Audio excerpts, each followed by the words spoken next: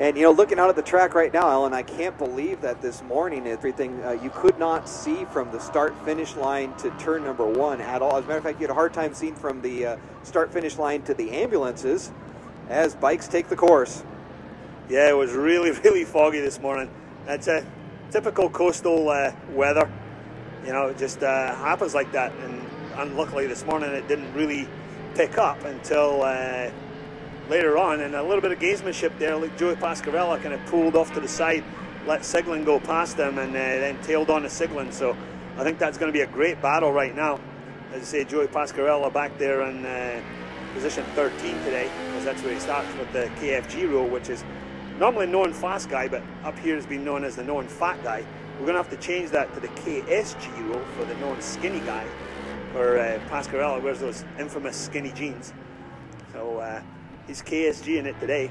Well, you know, if it gave me that kind of speed, I would shop in the women's section too.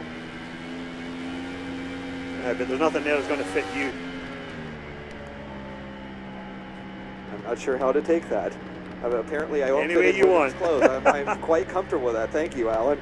As bikes are on the course in the novice Open Superbike, we have Kevin Murphy, 886, Preston Kincaid, 725, Michael Medina, 885, Alejandro Aguilar, I love saying that name, 907, Peter Fry, 952, and Davey Dorflinger, a name I love saying more than Alejandro Aguilar, on number 789. For the experts, August Weber, 78, John Wynn, 297, Joe Hittner, 42, Ben Swigert, 83, Zoe Rem, 126, Joy Higgin, 19, Quentin Jones, 415, Chris Siglin, number 1, Brian Perriott, 46, Joey Pasquarella, 52, Brendan Walsh, 98, Warren Williams, 719, Jeremy Toy, 57, Matthew Orange, 95, Steve Betts, 99, Jesus Senhuro, 800, Harley Barnes, 62, Jason Lawrenson, number 7, and on your front row, Dave Stanton, 53, Martin Schwartz, number 5, Lenny Hale, 139, and Ricky Corey, number 3.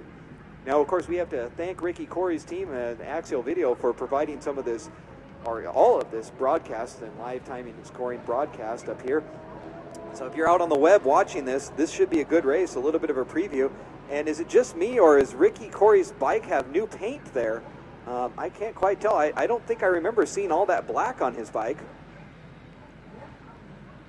Yes, it's all new and shiny, so that's got to be worth at least a couple hundredths a lap, because it's all shiny and stuff. It will slide through the air much better than it was.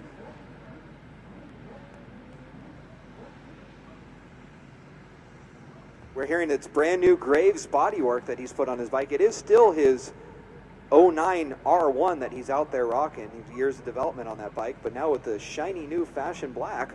As the 2-board comes up from the Big Kahuna, he's going to stare down into the back a little bit, try to find one of the newer riders and just look deep into their soul. As the number 1 board comes up, on its side, green flag, and oh my, look at those wheelies all over the place. Lenny Hale with an uncharacteristic, horrible start as Ricky Corey goes charging up the hill, and I believe Dave Stanton right behind him. But over in Lenny Hale with a great big wheelie, and I believe that was Harley Barnes also with a big wheelie, causing some other riders to have to balk as the 1 board goes up for the novices. There's nobody in the number 1 spot. Davey Dorflinger I don't see out there. On its side,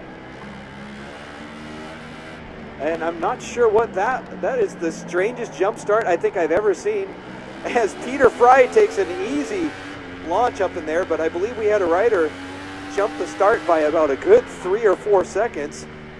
I'm not sure they're going to dock him because he did stop. I think the spirit of it, he didn't get a jump start. That was Preston Kincaid, and for some reason he pointed over to the rider beside him, so I don't know why he was doing that, because he never moved. I actually saw Stanton moving a little bit before the flag in the Open Superbike expert wave, but I don't think he jumped the start, but we'll figure that out from our start-finish people. They will let us know. And here we have our leaders coming through turn number 8. Now we got people all the way back, Joey Pasquarella, Brian Perriott, and Chris Siglin. That sounds like a front row, but that was actually row number 4, Vic. Yeah, we got Ricky Corey just out in front, and look at him take the new dominant line through turn number 9. He has absolutely figured that thing out, so he's going to get even more speed now. Yeah, just what we needed, more speed out of Ricky Corey. That's not going to bode well for some of the other riders, but of course everybody else in the the front few positions seems to have that figured out pretty well too. So it's not going to really be an extra advantage as he comes by start finish with a good 3-second lead over Dave Stanton. And then I believe Lenny Hale, of course, and I believe Brian Perriott up there too, working his way up. From what I've heard, Dave Stanton may have jumped the start though, so that might not help. And that wasn't Perriott, that was Jeremy Toy up in 4th spot, followed by Martin Schwartz, and then there's Joey Pasquarella. He's of course been doing the full AMA circuit, most notably winning the Daytona 200. Nice to see him out here back into his roots with the AFM. I thought he was most notable for his skinny jeans, not winning Daytona 200, but that's just a side spot. He's fantastic, it's a great ride. Good to see him out here actually bringing it to the AFM, or bringing it back to the AFM. It's going to make everybody else pick up their game and head on. You don't have to pick up the game for Ricky Corey. He's out there with a 139.4 from a standing start. 139.4. That's Alan, ridiculous. I'd say Joey's best known for putting skinny jeans on the podium, on top of the podium. As we see the riders coming through turn number 7.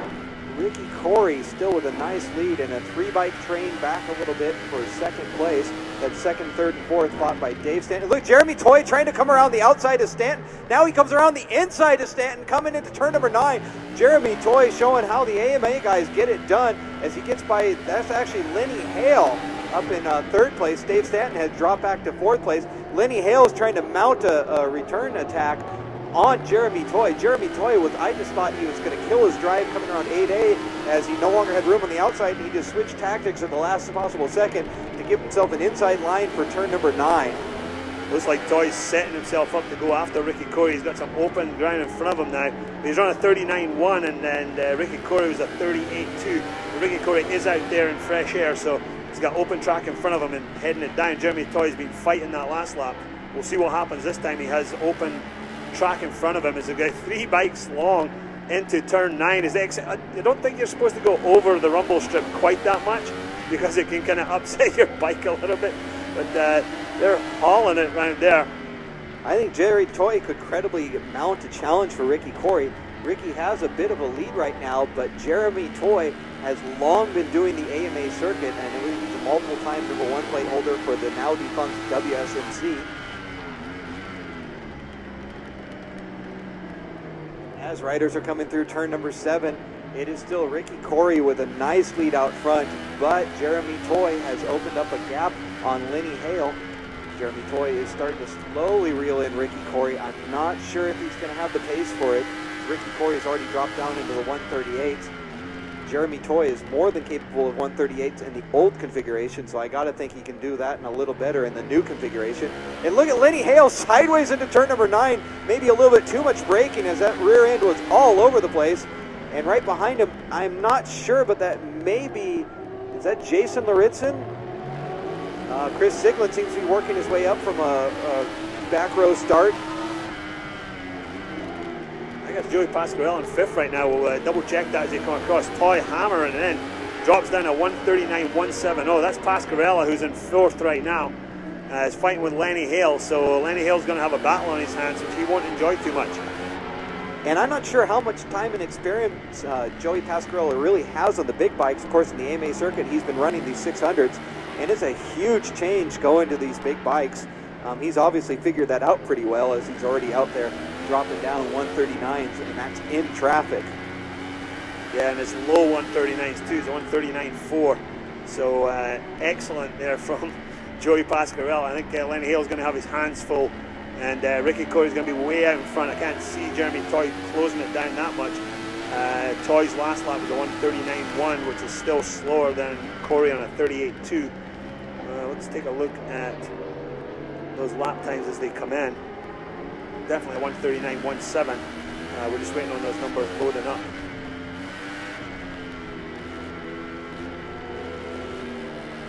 It's kind of quiet coming down the straight right now. They've got a couple of bikes coming through. Oh, and Rossi has his foot out. We've got our yellow leathered rider. We're doing the full Rossi impression into turn number 1. As Peter Fry has the lead over in the novice division. Look, another bike sideways into turn number 9. I think that's got to be Lenny Hale. Chris Siglin is now the man on the move, catching up to, he's trying to, it looks like Joey Pasquarella has not been able to get by Lenny Hale. Chris Siglin's starting to catch up to him now. As Ricky Curry comes by the start finish, I think that may even be new leathers too for Ricky Corey. Is that a whole new look for Ricky Corey?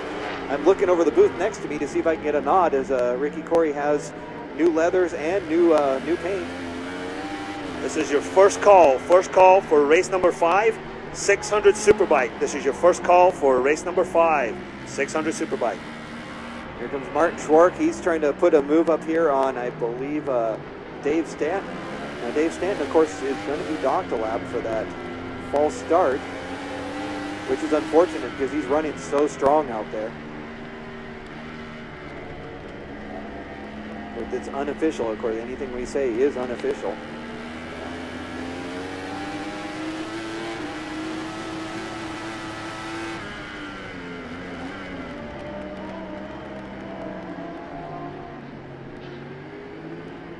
We see Joe Hittner coming by start finish. We got a great picture of Joe Hittner running around carrying a 12-pack in his leathers.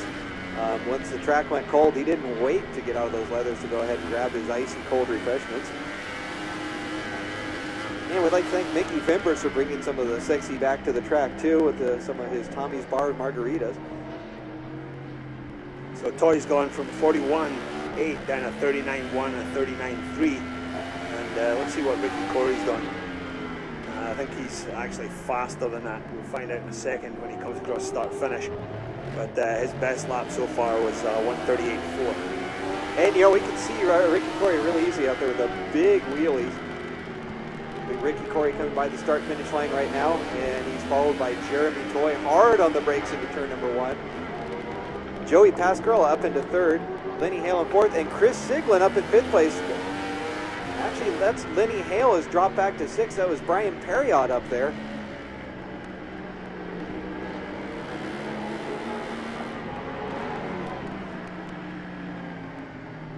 Jason Loritzen looks to be battling with Martin Schwark right now, and Steve Metz as well. Steve Metz with the Tiger bike. That's pretty easy to spot that one out there. He's really taking that Tiger bike to its fullest conclusion. Keeping the Tiger theme. Yeah, Ricky Corey's pretty consistent with 38.2s, 38.4, then went to 39.1, and it's back down to 38.9. So he's not flying it, he's just taking it easy up front. Another interesting line into turn number 9. Somehow this rider kept it on the wrong side of the rumble strip, but kept the bike up, so I guess it's all good there. Superstars are up here in the announcing booth right now. You can't come up here and not get crap about it, dude. Hey, we'll be signing autographs whenever you're ready.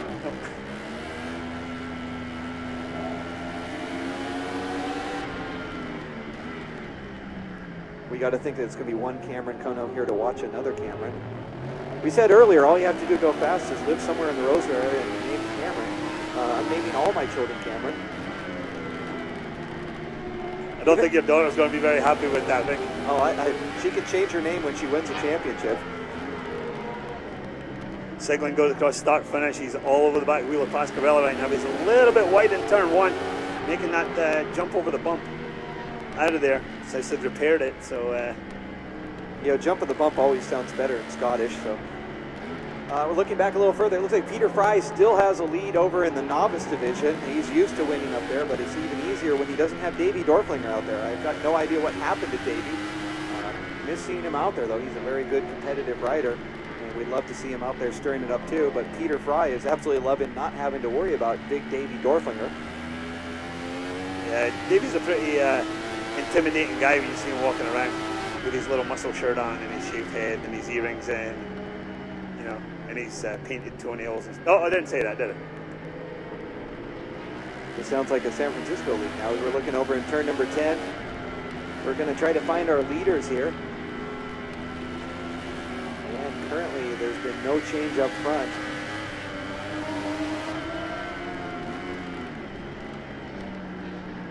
Yeah, I had to take a double take because Ricky Corey has opened up such a huge gap on Jeremy Toy. I didn't quite expect that. Ricky Corey just still putting down the fast laps in the 138s and 139s. Jeremy Toy is, I think, just going to cruise it on in. As the white flag comes out, White flag is going to be your second call for race number 5, 600 Superbike. 600 Superbike, this is your second call. Second call, 600 Superbike.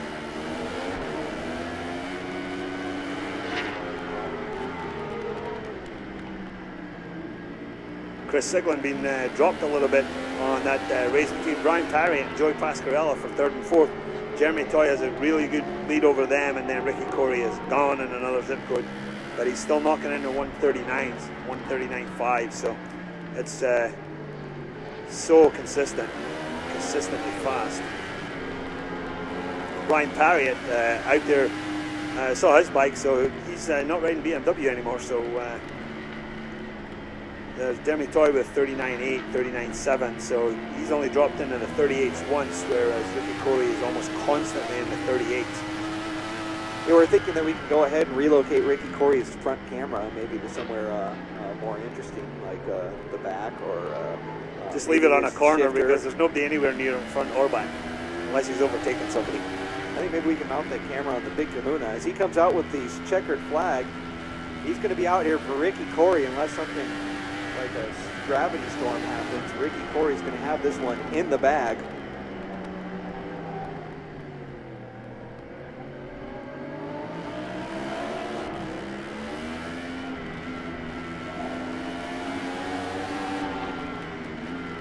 Peter Fry has the start finish. He's of course with a nice little lead in the novice as Ricky Corey is working his way through turn number 11 for the final time.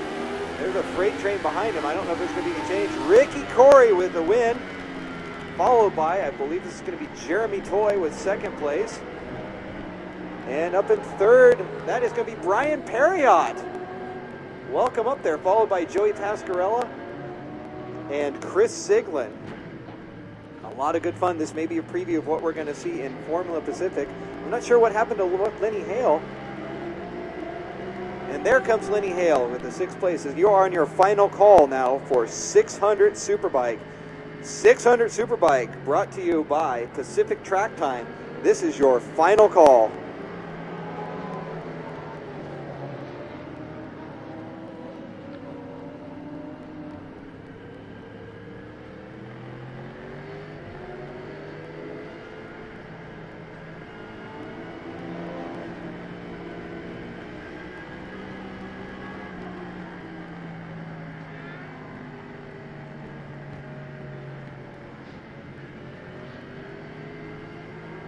Alan, what I'm doing is I'm looking past lunch now. I want to see where Jeremy Toy is gridded for the Formula Pacific race, and I see him back there in the 3rd row. Now, we know he can get a great start, but he's got some fierce competitors to get by.